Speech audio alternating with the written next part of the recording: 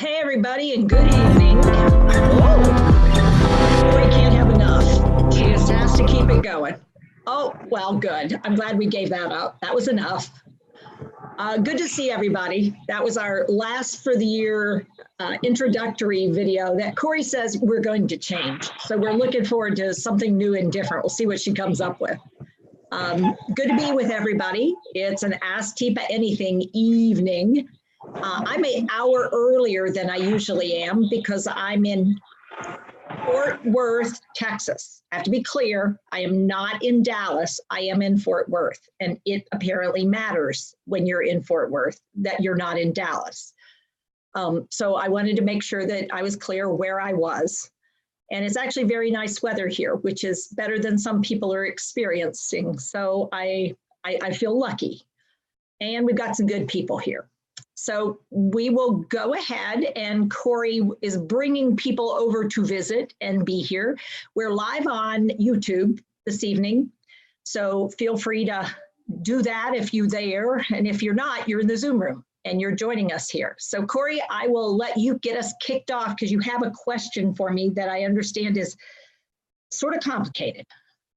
So let's see what we got. All right, so we had someone who wrote in. And they've got a couple of different things going on. Okay.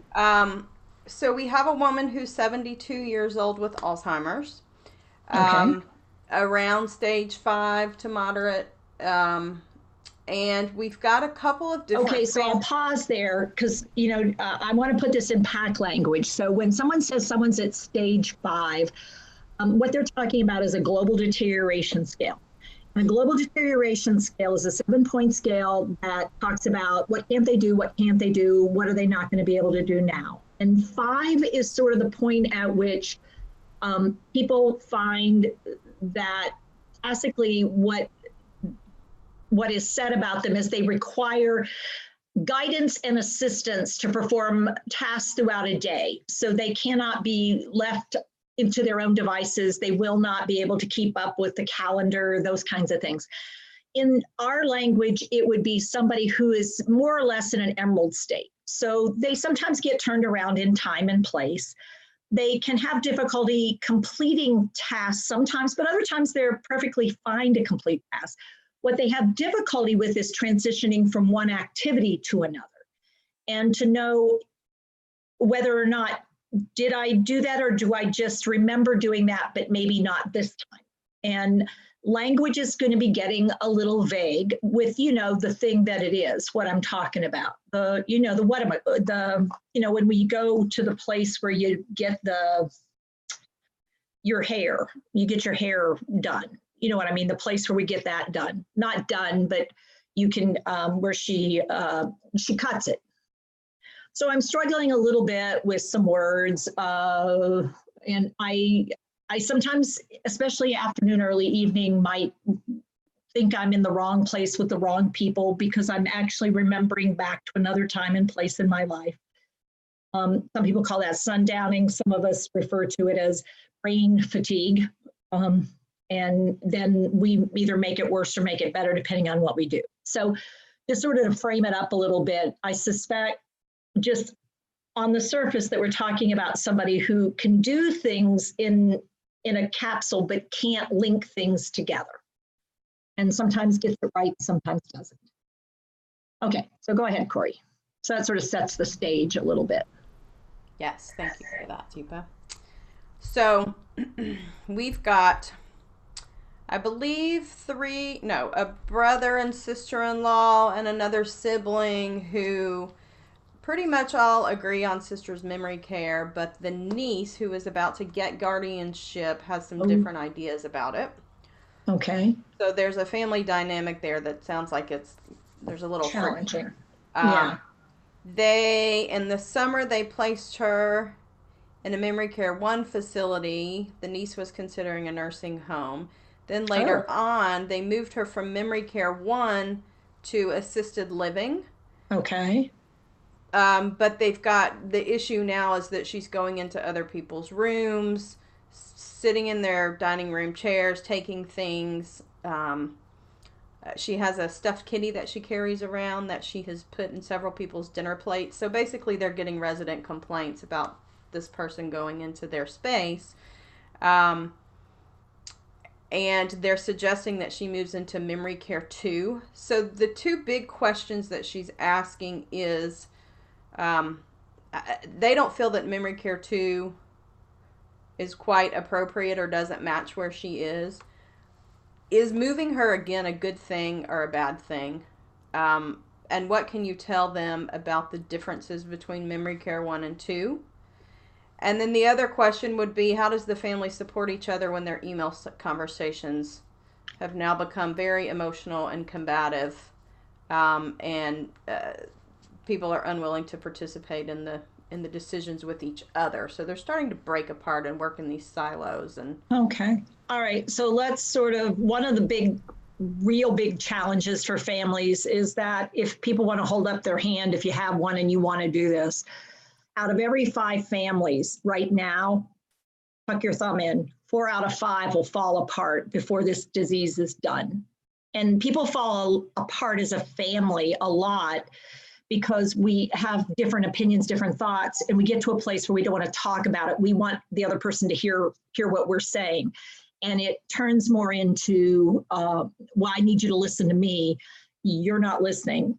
And it turns out it's really hard to listen when emotions are really high.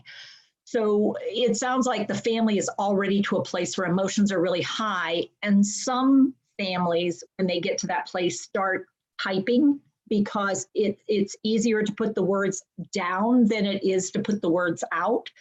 But they actually turn out to be more challenging because then you're reading something without intonation and without facial expression. And it gets easier in some ways to state a position and put it all in capital letters or put an exclamation point. So I would guess that being together is really hard for this family right now. And so they're trying to talk from a distance.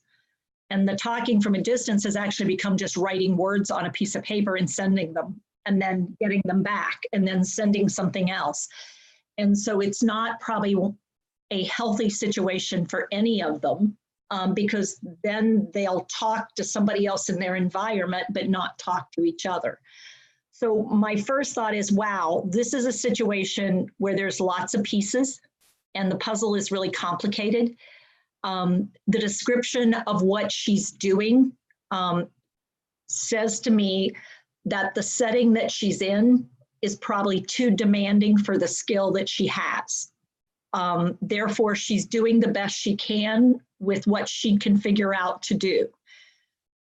She's taking her comfort creature, which is her stuffed cat, and she carries it around. And I would best guess she's trying to make friends by sharing her cat. Unfortunately, where she shares the cat and how she shares the cat is not viewed as a friendly maneuver. It's viewed as an intrusion. And I'm not sure that she means to intrude. I think she's looking for places and people and things, and she's in a place where she can't figure that out. So framing it as, is this better or is this worse? I'm not sure where she's at's a good place. So I'm not sure that not doing something is a good idea. Other than people are complaining, I'm not sure it's, from what I'm hearing about her and what she's doing, it sounds to me like she's not in a good place emotionally or physically to really feel included and to feel like this is a safe place and a fun place to be, an interesting place to be. So I would say that it's not a good match for her right now. The description of what she's doing sounds more amber-like than emerald-like, which says to me, I wonder what she could do with the right support. The challenge is nursing homes are for more medical support, and what we're describing isn't a medical condition, it's a life condition that's changing how she's living her life. So it would be probably more challenging for her to be in a more medical setting. Worst case scenario would probably be a hospital or an emergency room.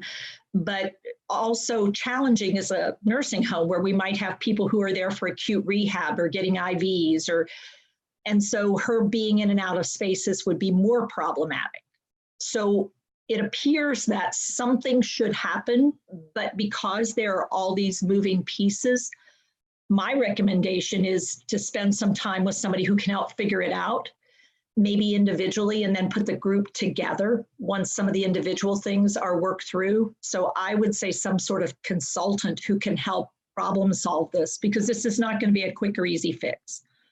I think it's way more complicated than just where should she live. The question really is, how should she be supported? And it doesn't sound like the support that she currently has is the right match, but a place is just a place. It's not a support structure. And so figuring out what the support should look like appears to be, and how she should fill her day. Because what it sounds like is she doesn't have a lot of structure in filling her day. And so she's filling it the best she knows how, which is roaming about and trying to engage in some fashion, either with objects or with people with objects, but not real accurately. Teepa, I have a Catherine. question that goes along with that, Teepa. Yeah. In my own experience is, absolutely, I see your point of view where it's about what's best for her, but is there something to also address as a team? The family is dealing with grief in their own ways and in different places. So letting go of mom in memory care 1, letting go to 2. I think you're accurate, Catherine, and that's an important feature. I think the more important feature, that the only thing you misspoke on, if it's not mom, it's their sister. So I think we've got a sibling thing. So she's only 74. And so it's not their mother, I don't think. I think it's the sisters and the niece. So it's sister brothers. Still grief though, I mean, when my sister, it's a closer grief than a parent though, because she's my age or close to my age. And so it's a little more intense in some way. She's supposed to be one of us. She's one of us. And so there's that element of different too, because there's not an authority, and now the niece is seeking guardianship. And so there's a lot of dynamics. And again, grief is definitely, and feeling like, should we go back to the first one? Do we stay? And this one doesn't seem to be a good match for sure. But it doesn't sound like the first one was a good match either. So I think a deeper conversation and a plan of action, not just a plan of place, sounds like what would be helpful, perhaps. So, I mean, maybe recommending if she wants like a half-hour free consult, we do those. So, or, you know, looking for somebody to get some support, because it's more than a quick question phenomena. More data needed. And I know she's not present, so. Thank you, Teepa. And just for anybody else who's interested, we do offer a free consultation for folks who want to get into the details of their situation, and have this consultants can help you figure out some things to try. So you can send an email to consult@teepasnow.com, and we'll get you connected to somebody that can take some time to sit and discuss things in detail with you. All right. We've got Kim over in the Zoom room who had a question. She was a resident in memory care that recently came to them from a rehab after a fall. Ooh. She does well with pause approach when queuing, but sitting is an issue. She's terrified of falling again. Do you have any ideas on how to make her more confident and keep everybody safe? Okay. So Kim, talk to us a little bit, if you would. So you've asked some good questions. First of all, I was at the PAC conference, so thank you very much. Amazing. Cool. So we do have a resident. She's younger, 66, frontal temporal. Just came to us from rehabbing from a broken hip. Okay. And she does well standing. We have decided that the walker is not a good idea. It's worse with the walker. So finally got everybody to realize that. So she does well standing, she does well walking, but when we are sitting in a chair on the toilet, she starts to panic, she starts to scream, and you can't even get her to bend forward. Okay. How to get her to sit. So I'm just looking for some tips to keep her safe, to keep us safe. Okay. A little more comfortable. So if she is sitting, okay, so I'm going to talk about once she is sitting, when she's in a seated position, one of the things to really spend some time, how far post her surgery is she? How far into recovery is she? About 6 weeks. Okay, so she's still not supposed to do a lot of forward bending yet. And weight bearing is tolerated? Yeah. Okay, cool. How is her pain? Is she in any pain that you can tell? She doesn't grimace. She doesn't, she doesn't favor that hip. Okay. She seems to be doing Good. well. All right. So when she's moving around and sitting, can you get her to start doing just some simple reaching out toward things? So not forward and down, but just reaching out and moving around where her bottom is stable.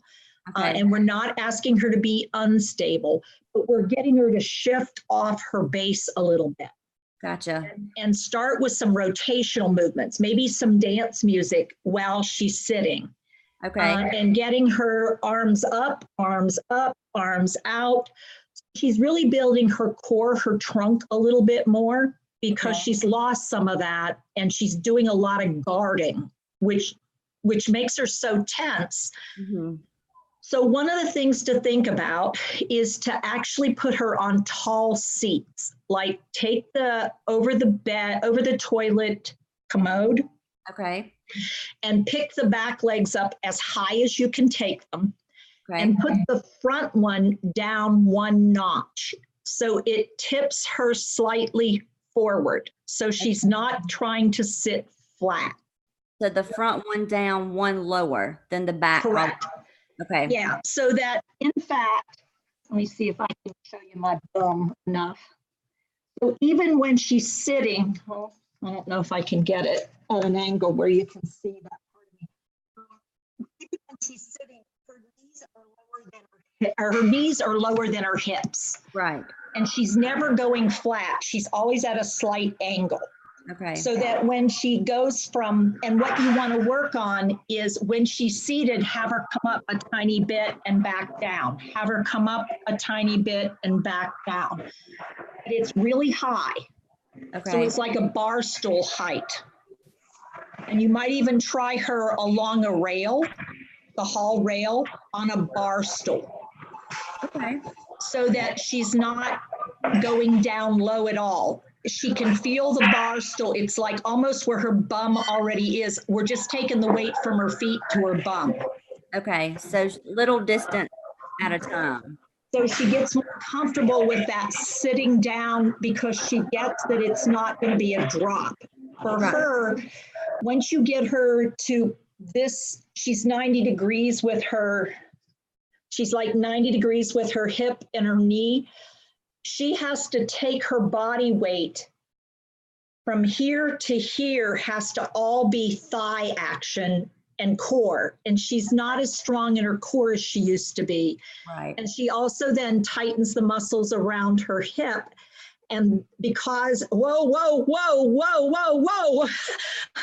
she holds her breath, and then she can't use her muscles because she's just using her muscles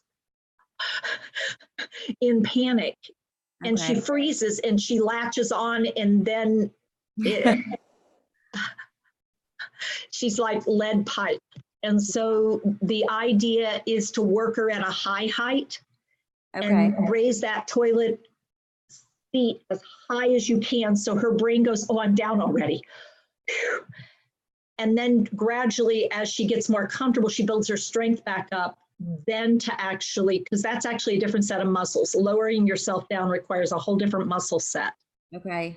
So then how long would you wait before you started to lower the seat? We give it like a couple days. And then drop it 1 and see if she eases into it. In other chairs, like dining room chairs, think about putting a wedge cushion, almost like the wedge that you put, only so the back end is higher than the front end. so that she's getting that sense of nobody's trying to make me fall, because that last bit is what's, now she's panicky even when you start it. But at the first, it was just toward the last bit, but now it's like, whoa, whoa, no, no, no, no. And she just absolutely panicked. Perfect. Thank you. Yeah, so give that a shot and let us know if that works, or if we need to elaborate or do something a little different. Okay. Thank you. Yeah, it's mostly a fear reaction Yeah. and weak muscles that she's just, it's been a while since she's used that, and that one hip is not helping. Yeah. Cool. Good question. I'm glad you got the walker out of the way, though. Yeah, especially with frontal temporal. I mean, that's just a piece of equipment, then that's just asking for bad things. So good job. All right. So we've got another question from the from YouTube. Okay. It says, my mom has dementia and hasn't eaten since last Thursday, and all she does is sleep. Is this normal behavior? I don't have a gem state or anything on this. I can try to get one for you, but maybe you could just talk a little bit about sleep issues and eating. So for people who live with Lewy body disease, unfortunately, because it disturbs the circadian rhythm profoundly, people with Lewy body, a classic kind of thing would be, my mom was up for 5 days, no sleeping, days and nights, 24/7. And she finally, then when she sleeps, I mean, gosh, she sleeps for like 3 to 5 days, and then she doesn't even eat. I mean, she doesn't even wake up enough to eat. That's the story I wouldn't be surprised with Lewy body. And that can be relatively very early in Lewy body when it's really intense, and then it eases off and it's not that kind of issue for a while. And then it comes back. And the thing about a Lewy body dementia is it's predictably unpredictable, and it runs in episodes, and then it's fine. But the other thing that's real about it is the lack of appetite, frequently, with no sense of smell, and things don't taste like anything, and chewing and swallowing can be compromised for a bit, and then they're back again. Taking pills can be a challenge.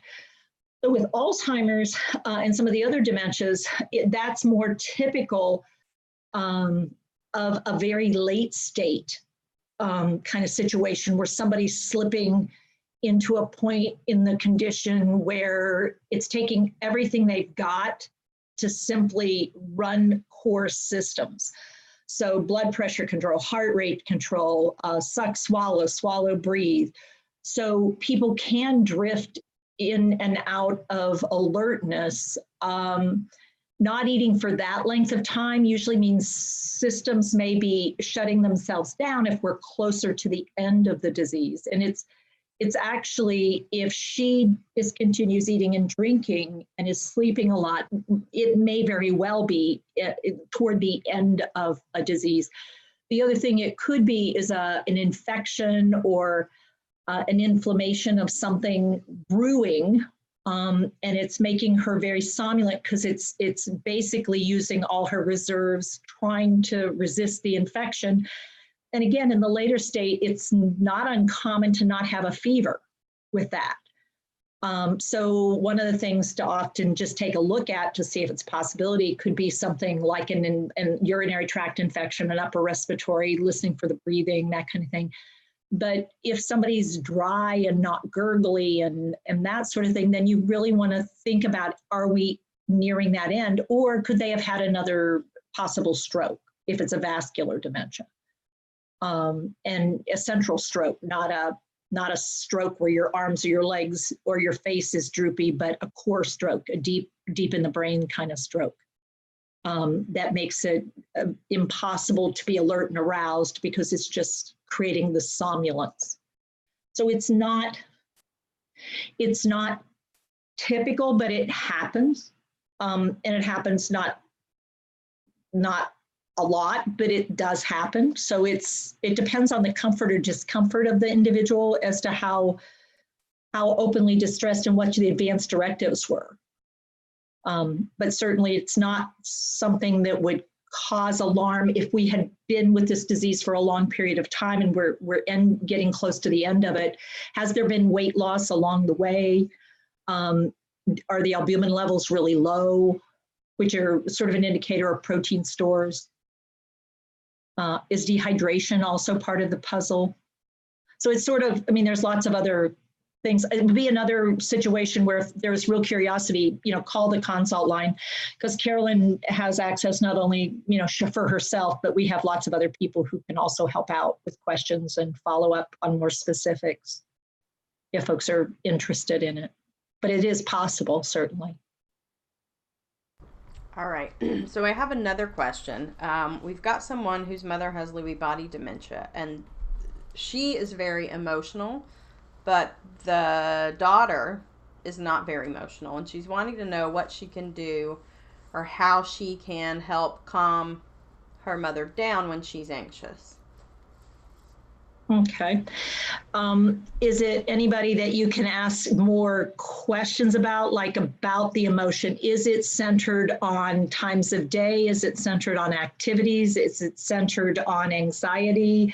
When we say emotional, is it more anger, or is it sadness, or is it more fear, or is it more, there's no purpose to this. I don't know why you're asking me to do this. I don't understand what you want me to do. Is it a sense of incompetence? Okay, let me see if I can get a little more information, and let's see if we've got anybody in the Zoom room who has a question. Oh, Darlene, sure. Hey. Don't forget to unmute. She's working on it, I can tell. That's an intense working on it face, if I've ever seen one. She's trying to get the little mouse. There you go, you did it. Thank you. Thank you so much. Thank you for being here once again. You're welcome. So I've been working with this woman for, will go on 3 years, and Monday she went into memory care. And she is vascular dementia with mixed dementia. Okay. I would say Emerald Ruby. She has had one-on-one care with her very patient husband, who's done well. Myself, who has been a YouTube learner, and I got to go to one of your workshops, thank you, God.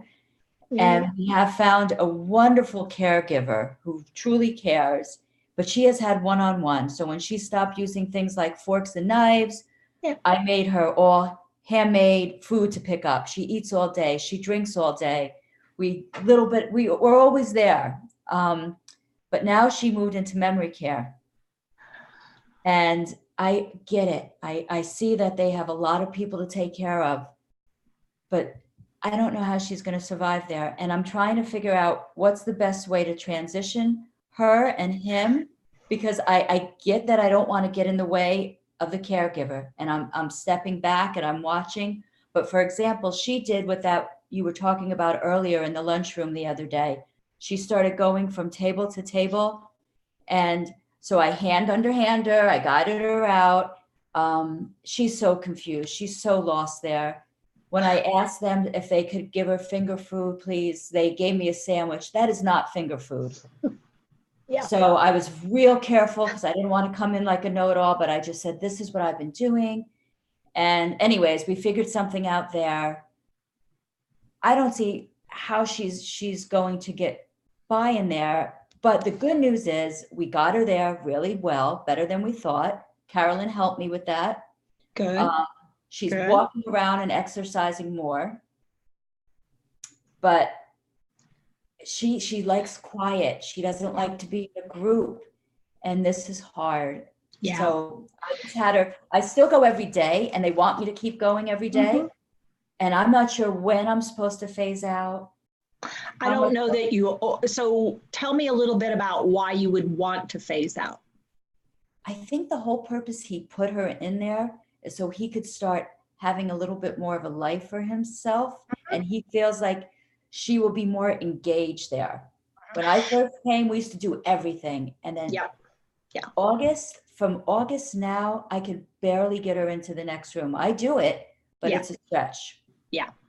So I agree. I think you nailed it. He needs to start realizing he's going to live on. and he needs some space and some time to do that. It sounds as though you've been a critical part of her life for a long time. And what would make you think you won't still be vital to that for a good bit of time yet? I guess I don't know what that good bit of time is, because I feel if I'm there, the caregiver's not going to do anything, because she's got so many people. Heather will go to me before she will go to the caregiver. I kind of can know the triggers where, she doesn't have a chance to learn them. I want the caregiver to learn. But like, for example, when we change her, she's not using the toilet anymore. So we put the warm water, we put the music on, I rub her back, I wrap her in a fuzzy cloth. I mean, I get it. They can't do that. Could you invite one of them in to assist you if you have everything set up and show them how she is with you when you do that, and plan to do that every time you go? Yes. And do it. And I'm probably thinking months. I mean, I'll be honest. I don't think we're talking short term. I think it's going to require for him and her not to get into a bad situation. You're going to have to be a touchstone for her for a good little bit, or they will not be able to deliver what you all have delivered, for sure. I mean, that's not going to happen. And if something were to happen to her, what would he do you think? If something were to happen to her, what would she do? Like if she were what would he do if something were to happen to her in this situation? I guess it depends what that something is. I know he's having a lot of doubts that he made the right choice. What if she got hit by somebody? Which is very possible, given her unfortunate inability to recognize boundaries. What would happen if she got hit by someone? I think he would probably go to the head administrator, whatever the proper term is, I don't even know, and discuss it. I don't think he would pull her out right away, but I think he would be very upset. So I think creating some opportunities, unless you're burned out. How burned out are you? I'm okay. You know what? My heart is here. But I know that. I didn't ask you if you love her. I did not ask if you loved her. I asked if you were burned out. It's challenging because now she's an hour away from me. Before she was 20 minutes. Ouch. So that part is the challenging part. I'm in it until I can do it. And the other caregiver is awesome. And it's really what she does. We got so lucky to find her, Is she in it for a while yet? Or do you think she wants out? Nope. Because would you guys make a pact that you spread yourselves out a little bit? How burned out, when I say burned out, how frustrated are you when you're present in that setting? Can you find any pleasure in being with her in that space? Well, absolutely. I think my burnout is more when I come home. But no, when I'm there, I feel like you still find that. And I think that's going to be the saving grace for her. If you can show them some ways to get her to be with someone rather than being in spaces that people don't want her. And if you can start to show them through how you do it with her, the way to guide her from space to space so she doesn't keep irritating some of the people that she will irritate because she gets too close to them and does too much too close. She likes to be in her room. She likes the quiet space. She was a librarian, so she likes quiet. Yeah. And this is my first time spending the whole day in any memory care unit was yesterday. And I am just really kind of surprised. All the knickknacks around, the stark white bathroom. I'm afraid for her in a room by herself, if I'm honest. Everything is glass dishes, white dishes. I don't understand that. I don't understand how there's things you could pick up and do this in this kind of situation where, although it's clean and beautiful, it's a round shape and there's just doors.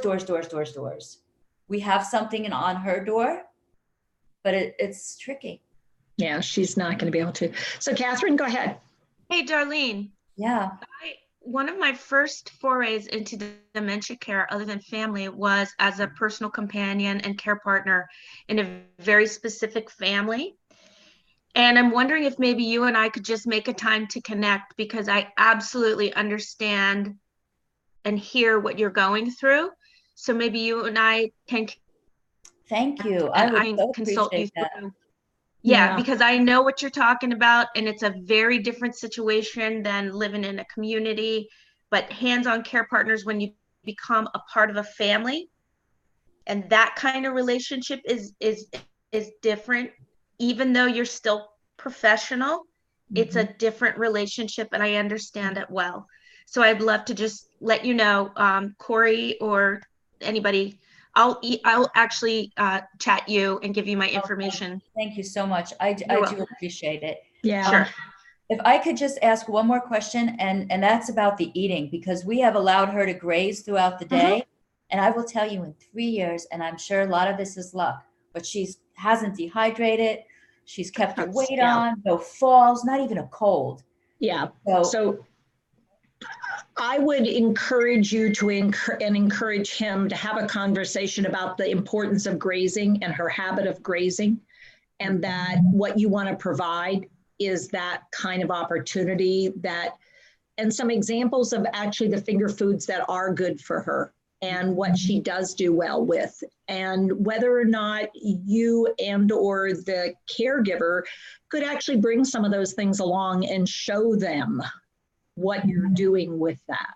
Okay. And how you give it to her and how much she takes in at a time. Because I think best case scenario, they might start to pick up on it. Worst case scenario, you're buying her some opportunity to be in a very unfamiliar place with unfamiliar people doing unfamiliar things, to find comfort still in taking in things in some way, because it's from a familiar person offering her familiar things.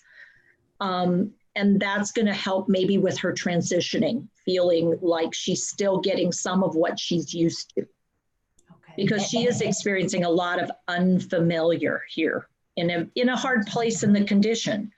I mean, where she's at in the dementia doesn't make this easy. It makes it really hard because she doesn't absorb new very easily. It's just all weird, and she's looking for familiar. I would and for the whole family and anybody else involved in that sort of home environment, it's how can you create the new normal? How can you subtly shift as you go, familiar, not familiar to now a little bit familiar. So it's a very subtle shift that is different in a home than in a community. I mean, it's similar, but I just sent you stuff.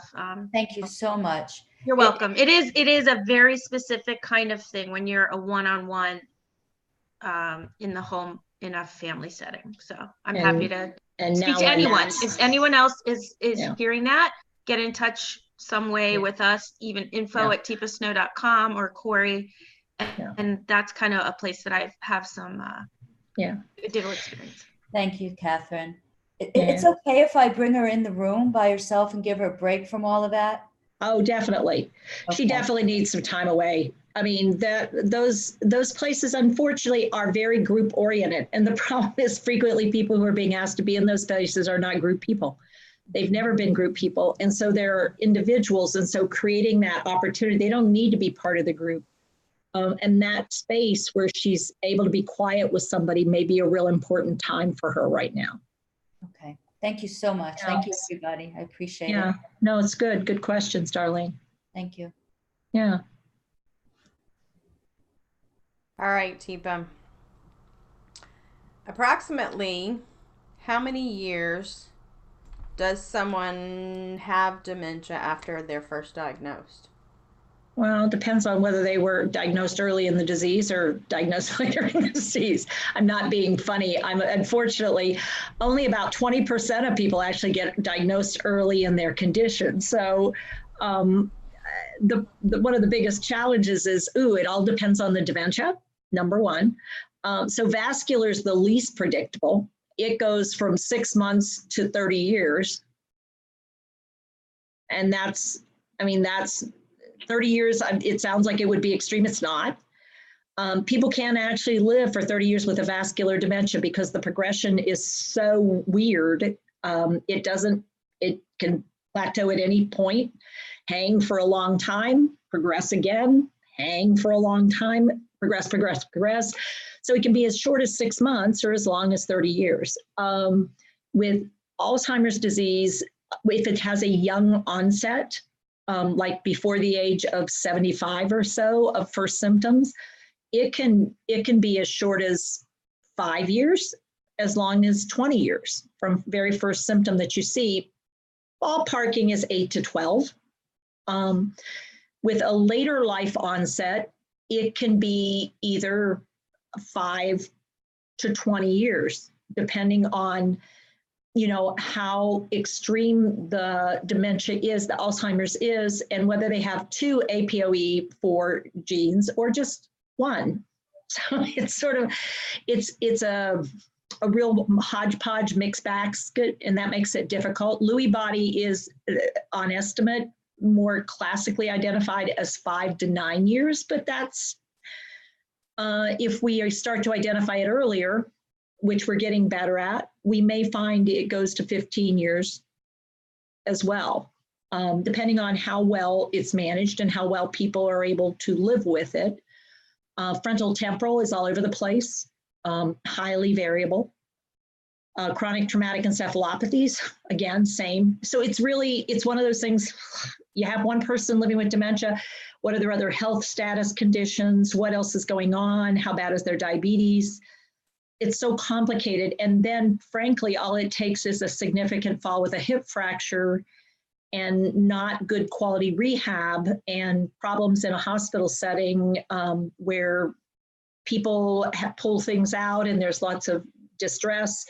And all of a sudden we could have somebody gone within no time at all who it wasn't actually their dementia that killed them, but it was dementia related. And it was really the start of the bad sequence was that one fracture that led to the pneumonia, which led to the medication overload, which led to the fall out of bed, which led to, and so those, I'd love to say that's unusual. That is not unusual. That is a very common pattern. So hip fractures, unfortunately, or fractures of any sort are high risk for people living with dementia for changing trajectory, if you would. So that was not a helpful non-answer, but unfortunately, it's the only one I can give you that's honest. Well, and I asked the question because I think it's important for people to realize that that's a very broad, it's a very broad area, and we wish that there was a simple answer, but there's just not. No. So, okay. Any tips for Ruby Amber that sits on the bed but won't lay down? How do you encourage them to lay down and rest? Okay, so one of the things I'll often look at is, does it work if you lay down on the bed and pat the bed and say, will you lay with me? I need a snuggle. So if you actually lay, one of the other things is to have the person go into the bed head first. In other words, climb into the bed rather than turn around and sit on the bed. Because once you turn around and sit on the bed, why would I lie down? I'll just sit here and then I'll get back up. So the sitting and getting back up. So sometimes helping people actually get in the bed head first. So you just sort of go into the bed on your hands and knees and lay down rather than turning and sitting, because once you're sitting, then it actually is a more complicated process to take a human body from a seated position to a lying down position. If I have, let me see, I'll try in a second. I'll have somebody else talk about something for a few minutes and I'll go back on the bed and see if I can demonstrate how to cue somebody. If I had somebody in the room, I'd actually work with somebody, but I don't have somebody in the room with me. I would do that otherwise, how to cue somebody down. But the other thing I'd tell you sometimes, if you have a hospital bed, really raise the head of the bed up and have the person lean against the side and then help them bring their legs up and around and then lower the head of the bed down. Sometimes people actually feel insecure because of issues in the inner ear, their vestibular system. And our vestibular system is what allows us to know when we're upright against gravity and when we're tipped to the side or when we're tipped forward or when we're tipped back. And so what happens when humans tip themselves backward is there's this spontaneous desire to right yourself, because when you tip backwards, you don't have anything to protect you. If you were to lose your balance backward, you can put your hands down, but you're going to fall. Whereas if you start to fall forward, you have the front of your foot and you have your arms to bring yourself back upright. So leaning back is whoa, whoa, whoa. I'm feeling like I'm going to fall over. Leaning to the side can also be a little weird if you don't understand what you're about to do. So, for instance, if the person were sitting here, what I would do is take their hand, put it out to the side, and then see if I can bring the straight arm with just a slight amount of tension at the elbow so that they're down like this. And then as they tip, bring one leg up and then the other leg up into a side lying position. So the biggest mistake people make is trying to swing their legs up and around and bringing their body around and trying to get them to lay down in that fashion. And it's relatively scary. So taking the arm out to the side and then creating some tension so the elbow bends and they go down onto their elbow and forearm. And then when they get to that place, have them bring their body down and bring their leg up or legs up can help them lie down in a side lying and then roll to their back, which is a lot less scary because you're supported then when you go to roll to your back. So those are some possibilities. All right, thank you.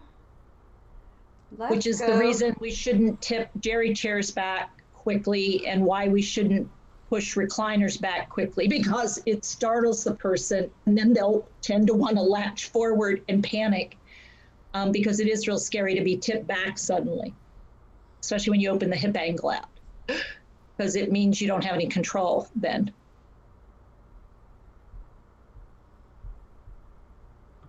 All right, so I wanted to go back into the Zoom room because we've had a few people join us. And Shaheen, I believe that you had a question. If you want to unmute and ask Teepa, you're welcome to do so. Hey there. Yes. Good evening. Hello, Teepa. My question is for my parents. I live in the United States. My parents live in India, and my mom has dementia. Okay. And she's also diagnosed with CBGD, which is corticobasal ganglionic degeneration. Again, the brain is degenerating. Yeah. And this year, she was also diagnosed with epilepsy. So we are slowly seeing the decline become very real in our lives. And my parents are abroad, and I have, along with my father, been caring for my mother as much as I can, back and forth between here and my country. 2 questions for you. One is that my mother is now forgetting my father, and the caregiver we have back home was one we found after 2 years, and she's leaving us now for personal reasons. So again, the struggle is to find a good replacement, which is so difficult. But in the meantime, what challenge my father is facing is that my mother is forgetting him and is calling him a stranger and doesn't like the presence of an unknown man, wants him to leave the house, doesn't want to accept help in the bathroom. So one question is, how can my father better my mother's comfort level with him around? And the second question is, how can I, even living thousands of miles away, beyond borders, be a better caregiver? Okay, so let's talk about your father first. So what your dad is really struggling, and he's grieving her change because he's still trying to convince her that he is who he says he is and it's okay. So one of the hardest things for him is got to be to have him listen to her when she says, you are not my husband. And he needs to be able to say, I'm not the man you married, and you don't want me in here. You don't trust me. And I hate that. I hate that because your husband asked me to help because he couldn't be here. Okay. Can he learn how to do that? He, I must add, has developed a lot of moved from the denial phase to the acceptance phase.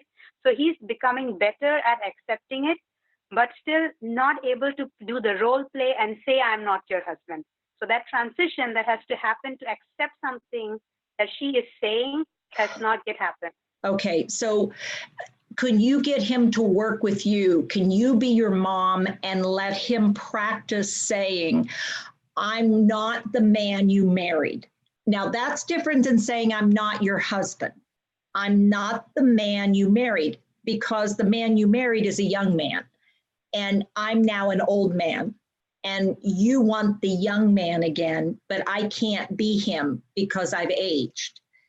She doesn't need to know all that, but that's the reality. She is looking for the man in the wedding pictures. She is looking for the man when he was young and she was young. And she doesn't get that he's getting old and he's not the right man. And if he could be, okay, I'm not the man you married. You're not wanting me. You don't like me being in here with you. And I get it. And you hate that. For right now, your husband is wanting me to help you. And if she says, well, where is he? He can't be where you want him to be right now. Okay. So it's learning some new language, but you're going to want to learn that language on how to help him before he tries it with her, because he'll get really emotional when he's with her. Catherine?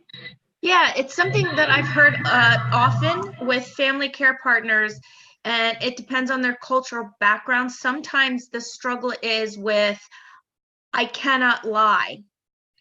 It's the I cannot lie piece. And how can you shift what I'm noticing, Teepa, is your skill of validating rather than lying. Right.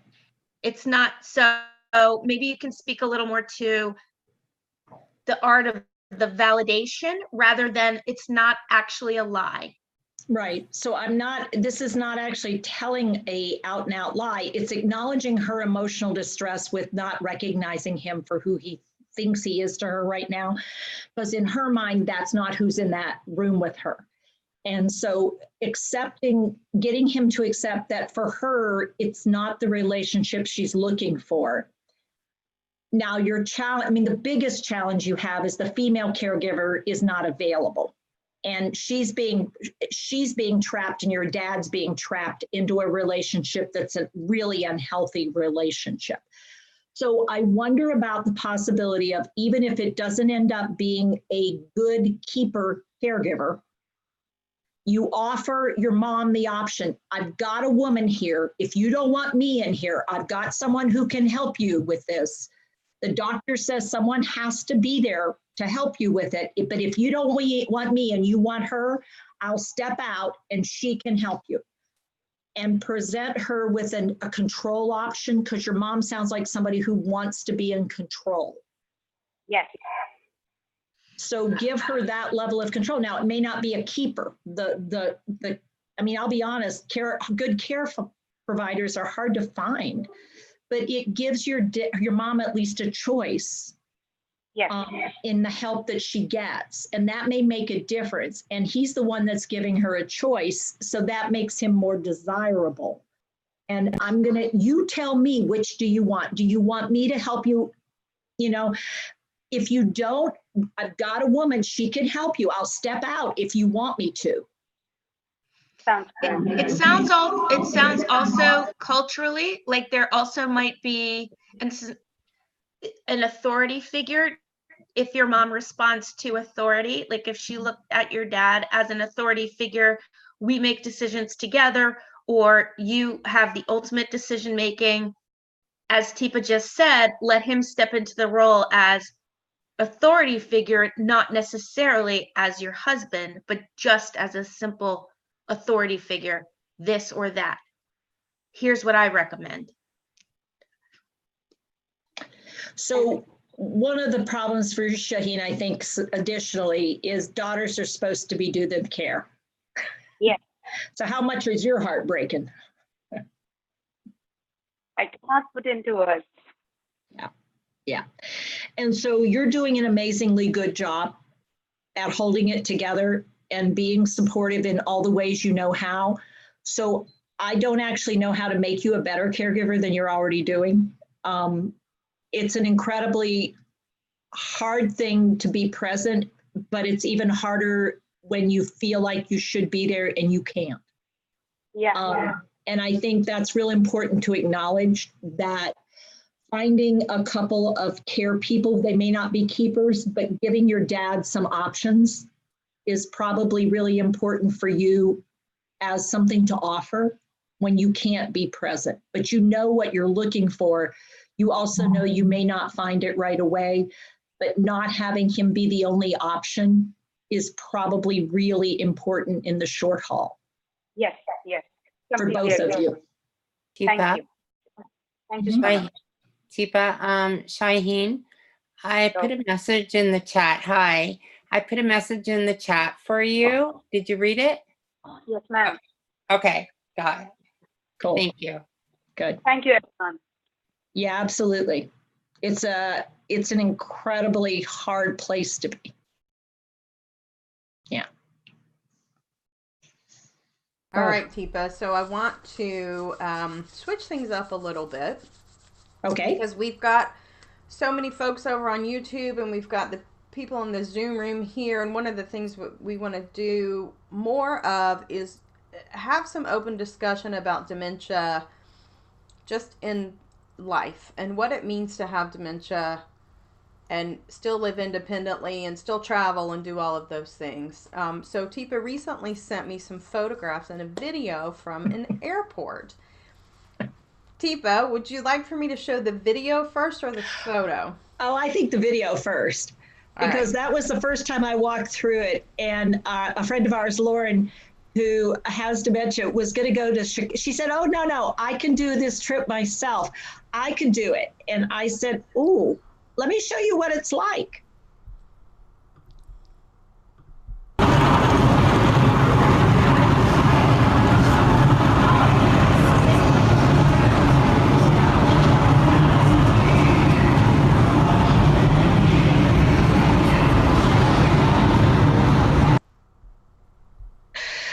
So this is the light show tunnel. They have one in Chicago and they have one in Detroit. And to get from one of the terminals to the other terminals, you have to walk through this thing.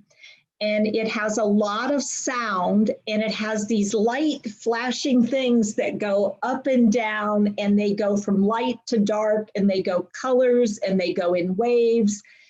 And it literally goes from a very bright, almost white light to dark within a 1, 2, 3. There we go. We're done. Now we're back the other color. So it's a very intense experience. And so, so for those of you who don't have dementia, what did you think about that light show? So Diane's giving it a thumbs down. Cheryl's a thumbs down. Oh, Mickey's got the thumbs down. Catherine's got it. So what's interesting is how many people go down there and make videos and they're like, oh, wow, this is so cool. Oh my God. I got you on the phone, so I'm going to show you what it's like. Everybody's going ooh and ah. I am like, this is a lot. Not when that's your life, Teepa. When you do that all the time, it gets like, get the anticipatory amygdala reactions like, oh crap, I have to go through this again. Oh no, I'm already stressed traveling. So not only that, but I work with people also who have autism. And so that tunnel for people with autism was a nightmare. And then friends of mine who have dementia were like, ah! And then I was walking through one time and I noticed over to the far side, back behind the escalator, there is a sign that says, if you want to stop the lights while you walk through, here's a button to do it. But let me say, you come down the escalators like this and you have to turn around and walk back over the wall to find the button that says, if you want to stop the light show, you can. By the time you get down the escalator, you're already in front of the light show. So that's what had been going on. And so several of us apparently had been writing comments to these airports making comment. And so this sign appeared. And it says, now it's at the top of the escalators. And it says, notice, passengers traveling through the tunnel will experience an active light and sound show. The light and sound show can be temporarily suspended by pushing the button on the right at the bottom of the escalators. And they have moved the button right at the bottom of the escalators, a great big red button at the bottom of the escalators with another notice on it. And so it's at the very top of the escalator and at the very bottom of the escalator on both ends. So that's in Detroit. So I want to give Detroit a big shout out for modifying their way of doing it. And so this end has a black button, the other end has a red button. And so that's what you can see as you come down the escalator now, is this is how you can suspend this program. So Detroit gets a shout out from us for making that change. So I pose a question to the folks over on YouTube to just really think about, where else do you see stuff like this? Mm-hmm. And as people who have an awareness about autism and about dementia, really think about what you can do to let folks know that there's a better way.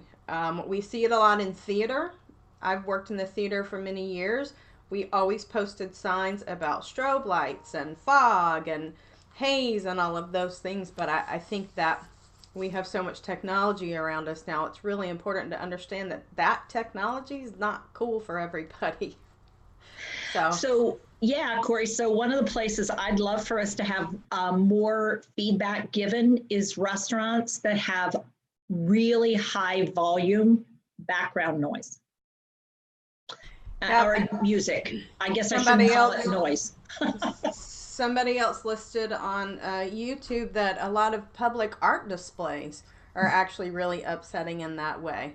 Yeah. Because again, it's lights and sound and movement, and we're kind of left to figure it out. And with just a little more information, I think it would be helpful for folks.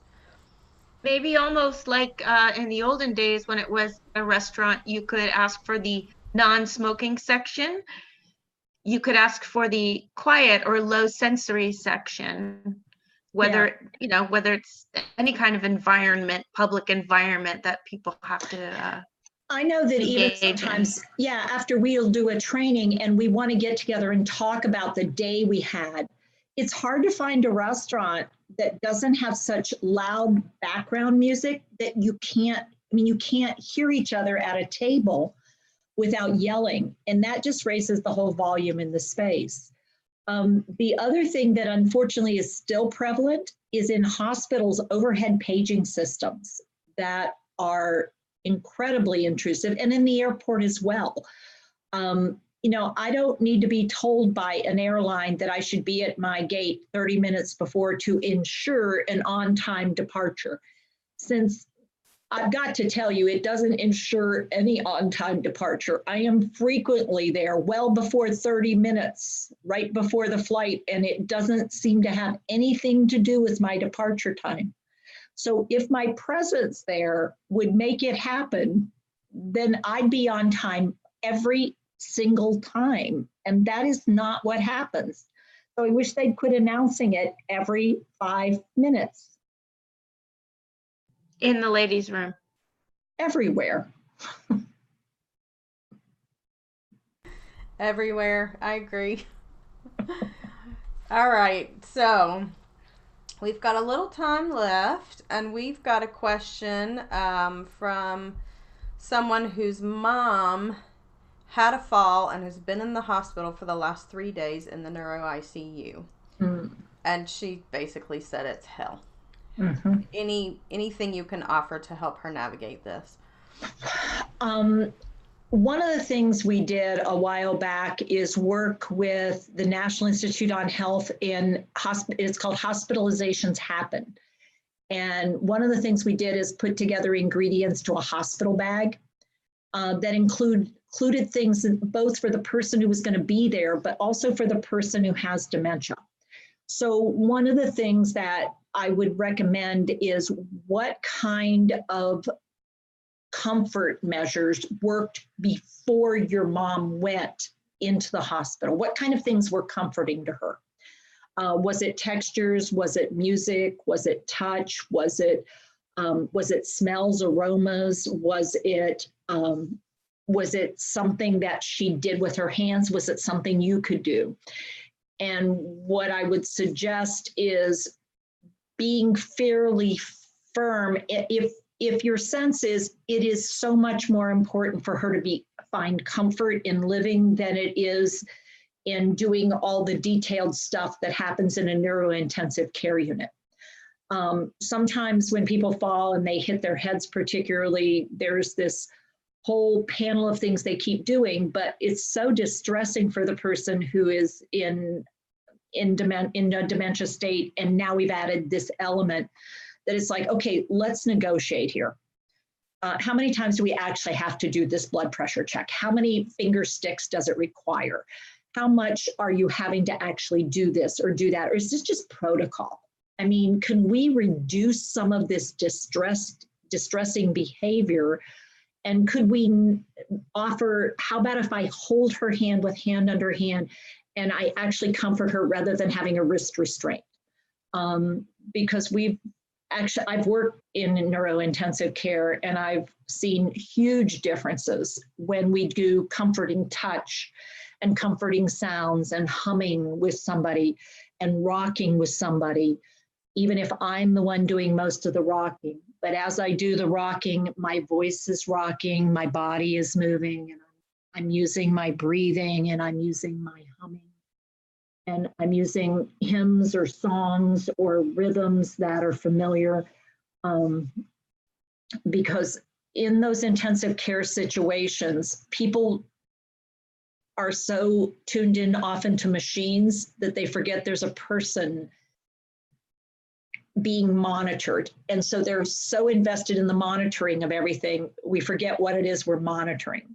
And we just see that as a part of the monitoring system rather than really what it is that we're doing that's making this better, making this worse. And so we'll often see spikes in blood pressure and heart rate around, if you track them, it's around that event where we're turning people. But how we turn people is 1, 2, 3, shift. And it's like, and that's the distress, is they're doing it as though you were going to put paddles on somebody and shock their heart because it's a do or die. And in fact, we're just trying to keep a person from developing a pressure area. So let's look at how we're doing that, and doing that with more art and skill and less protocol, which is 1, 2, 3, shift. It becomes, okay, Mary, tell you what we're going to do is we're going to roll your body. I'm going to bring the draw sheet in close. Yeah, there we go. Okay, now I'm going to rock a little. Okay, yeah, we're going to do it. Here we go. And on 3, ready?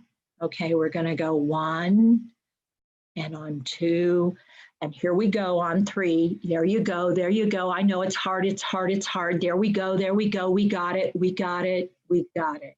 Good work, Mary. Good work. That is a very different experience than 1, 2, 3, which unfortunately can be the case if people forget what they're actually supposed to be there for, which is not the shifting of the body, but the helping the person not develop a pressure area.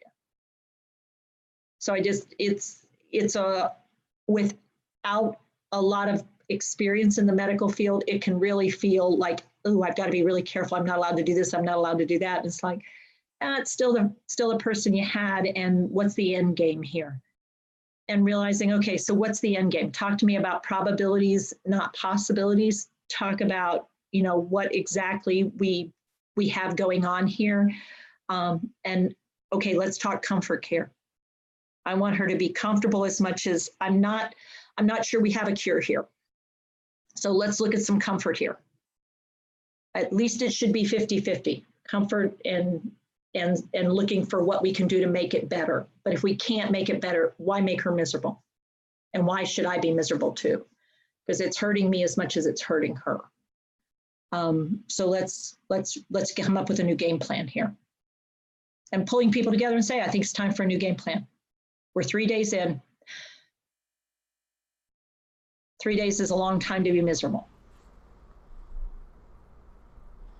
So Teepa, just so everybody knows, I've posted a couple of links over on YouTube, and I'll add them to the chat here in the Zoom room. We do have a video entitled The Inevitable Hospital Stay. I think that's pretty obvious. But you can get some more information there. And we've also had a lot of folks who are asking about bathing and hygiene and going to the restroom. I've posted some links there as well.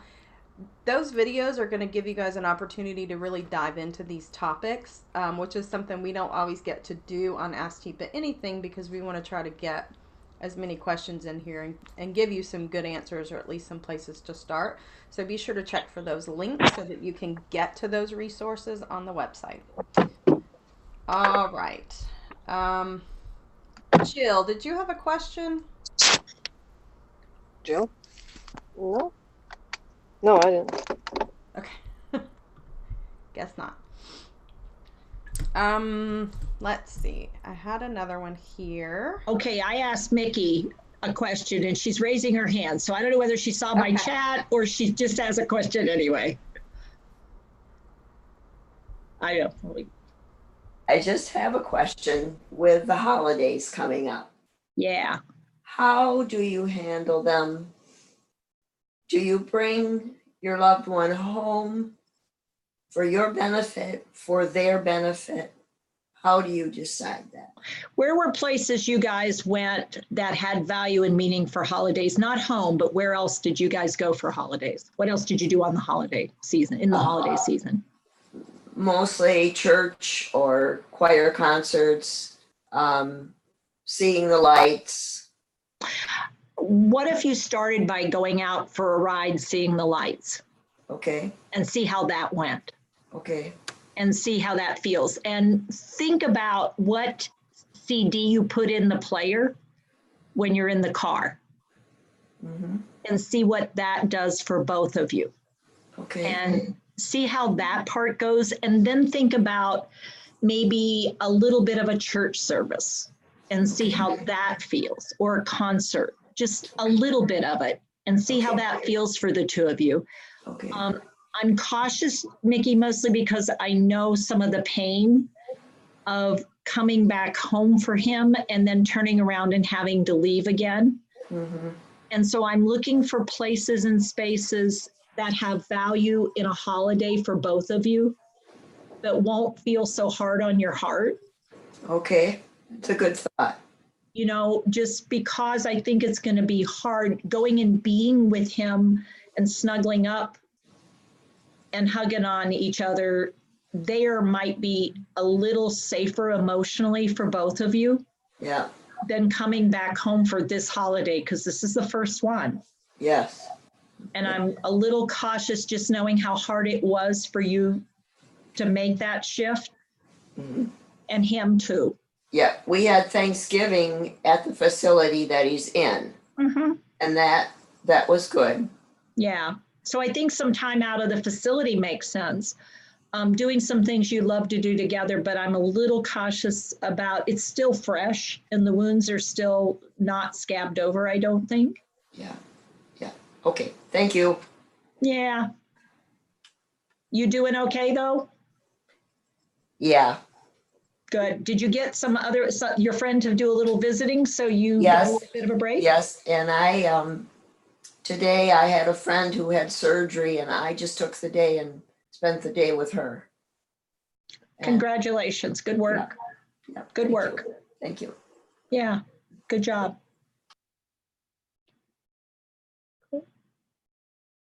All right, Teepa. So we had a question earlier with someone who's living with Lewy body, and the care partner is not very emotional, but the person living Right. with is very emotional. So what I learned is that it's mostly just a general anxiety and fear. Yeah. That's incredibly common with Lewy body, and it has a lot to do with where Lewy body attacks the brain, and it's usually the core functions of the brain. So it heightens that amygdala reaction to anything. And so what should be about this much, I wonder what's going on there, becomes, oh my God, what is going on here? What is going on? I don't understand where everybody, why are you asking me these questions? So what should have just been maybe curiosity about, so tell me a little bit about what you're wanting to know, becomes, why do you ask me this? I don't know. Why are you wanting to, you keep asking me things I don't understand. So it does feel very emotional, because what we want to think about is this is a brain that doesn't have a dimmer switch as well anymore. And so any little tiny thing, all of a sudden it's like, it's a big deal. And it's like sensations can cause it. The environment can cause it. A simple comment can cause it. So what we want to think about is when somebody's in distress. So Catherine, if you'll be in distress there. Yeah, why are those things on the, they're up there on the, don't you see them? They're there, they're there. And that's, you don't want those things there. I don't want, those kids are gonna fall. They're gonna fall. Oh, you're worried about the kids. Yeah, that's not good. That They're is gonna not fall. a good thing. And they, No, you don't want them to fall. I know, You're I care always really good about about them. that. They're the little ones that The are little gonna ones. fall. Yeah, and that, we got to do something about that. That is unacceptable. No, Yeah. it's not, you got It's it, get it. dangerous. Yeah, it's Oh. dangerous. So I need to do something about it. Tell you Yes, what, somebody's gotta do something okay, about let me this. deal with it. I need to deal with it. Tell you what, will you do me a big favor while I deal with this? I'll try. Okay. Would you make me a cup of tea? I could really use something if I I get can make this tea. dealt You with. just had, which one do you, I only know. You have to tell me which one you Oh, like. yeah, 'Cause you know I what gotta I want? get I it. want peach. I want peach. Okay, the peach, and that it's over in the which side of the closet? You have Over to in tell. this side of the closet. It's right over here. Mm-hmm. I want you to. It's on that side. Okay. Yes, ma'am. Okay, and I know Peach. you like the blue one, the mug that you like. The blue mug. You're right. I do like Okay, that blue so mug. peach in a blue mug, and you will Peach get rid of those. and I will deal with this Take situation. care of them safe. Absolutely. You're great, Catherine. Thank you. You're great too. Oh God. Yeah. And so the problem is it's going to happen again and again and again. So what I have to do is get right up underneath her and support where she's at. And so in this case, it was a verbal support. I've had other people that we need to write a report. This has got to be reported. So tell me who I should write it. You're not sure? Okay, well, I'm going to write it and I'm going to say authority figures. This is what you need to know. This shouldn't be going on. And so I take the information and I write it down. Now, what else should I say? Should I say You're gonna something call the about- police. You're gonna write the police Okay, report, we need to Teepa. call the police report. Okay, so I know, now- I have the forms, I know the forms, and I can give you the forms, and we have to write that report and send Okay. it in. So I have paper. I don't have the forms. Let's go ahead and get it down though. Get it Let's online. get it I know how right to get now. online. Oh, Get you know how to get online. online and get it. Okay. All right. Well, give me what we're going to put on the forms. Can you give me what we're There going are to put on them? children on the The little second story kids. ledge. On the second story. Okay. Now, do they need to know the street or anything like that, do you think? Or It's who's Walker Street, Walker Street? Okay. 271 Walker Street. Okay. Children are on the ledge. They have been left by their parents, Left by parents. Okay. and they need to get taken to social services, needs to be contacted Okay. So, and that is immediately, right? right now. Okay. Social services immediately. All right. So now we need to get online and get the forms. Yeah, if you can Okay. do that, Okay. Well, tell you Thank what, you. I need your help. Can you come help me with this? I will try. Okay, because what I'm doing now is focusing this anxiety into action. So at first it was verbal action, and now it's going to turn into physical action. And so I've got to burn off some of this juice that she's got going. And the distress that we're at is this state of heightened anxiety, and she doesn't, but she's frozen into this distress state. And what I've got to do is help the distress come down, often verbally or vocally, and then move it to a physical action, because she needs to do something. If we don't get her doing something, she'll be right back to this phenomena again, because she's not actively engaging her eyes, her brain, because of the distress state. And so it's going to be this cycling. And the hard part for the person living alongside this, but not living with the condition, is because I'm not in a distress state. Dealing with a distress state is distressing, because it requires intellectual activity at a high level, and you have to be quick, and you have to be responsive, and you have to be able to switch gears, and it's tiring. And so realizing the person living with dementia doesn't get a break, but I must get a break. I have to get a break, or I won't be able to keep doing it, because I just can't, because I'm trying to support this other brain that is not letting up. And the person's not doing it on purpose, but I can't be doing it 24. I just can't. I've got to recognize that disease will beat me if I'm going at it one-on-one. I've got to get a third party in here so I can take a break and recharge my batteries and come back, and also have somebody to bounce ideas off on, to help me figure out what are some other options that we have. What else is it coming into this room in the evening? Could that be making it worse? I just need somebody to talk with, if nothing else, because this is really hard, because it feels like we're right back where we were. And it's like, yep, that disease is just, it's cycling. So, and then when it's not, it's like, oh, good. And then you forget, but it'll happen again. So let's build in some support structure for you, so you have a place to go, let go of some of your stress, because you may not be emotional, but it's still exhausting. So Teepa, Teepa, I'm what does tired that of you. look Can I like? talk to Lauren? Pardon? Sorry, I said, Teepa, I'm tired of you. Can I talk to Lauren, please? Yeah, it sounds like you've had enough of me. Talk to Lauren, it'll be fine. Lauren, can I talk to you, please? I'm tired of Teepa. Do you know anything about this? But so Teepa, what does that look like for folks who have limited language skills? Somebody was asking, she said her dad has lost all of his nouns and words just come out jumbled, but he's still very anxious. Yeah, I don't know. What do I get it? Yeah, I get it. You don't know, you don't get it. Oh, no. Oh, gosh. Oh. So you're going to hear vocalization. So Catherine is doing some supportive vocalizations. So if there are vocalizations, you want to support those vocalizations with the right rhythm and the right intensity. The lack of words does not mean there's not anxiety. It just means I don't have the words to express the specifics of my anxiety. But what you saw Catherine also doing sooner in the episode, we want to move into some physical release of that distress, because there isn't the ability to get to a place where we're going to be able to work through some words. I can't write the stuff down. So it's going to be more of the, you can't get it. You can't. Oh, Teepa, you can't. Get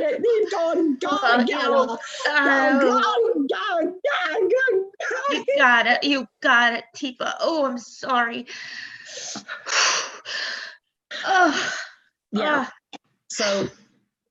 So and more physical, moving about, being willing to strike things, pat things, throw things.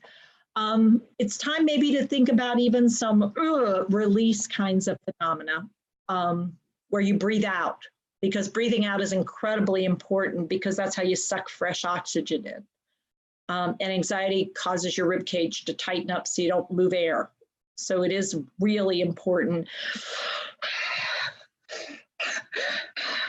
Can be a really helpful exercise because it actually moves the oxygen in and out a little bit.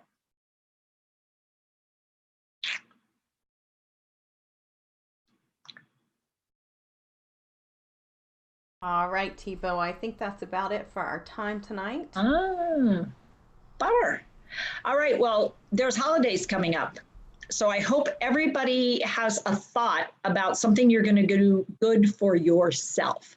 So here's how you start the holidays. Take your arms, wrap them around yourself and say, oh, I'm a good person. I've done some good things.